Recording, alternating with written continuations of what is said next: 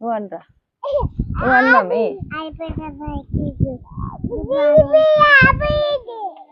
ఏం కావాలి నీకు? బాటిల్ కావాలా? తెద్దాం. నువ్వు హాయ్ ఫ్రెండ్స్ చెప్తావా? చెప్పి చెప్పు మమ్మీ.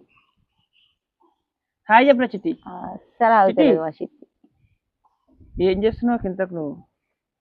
అన్నం పొయ్యి మీద పెట్టిన. ఈరోజు గాలి బాగా పెడుతుంది. అన్నం అయ్యేటట్లేదు ఈ గాలికి, మంట అటు ఉరుకుతుంది. ఇస్తావా మమ్మీ నాకు?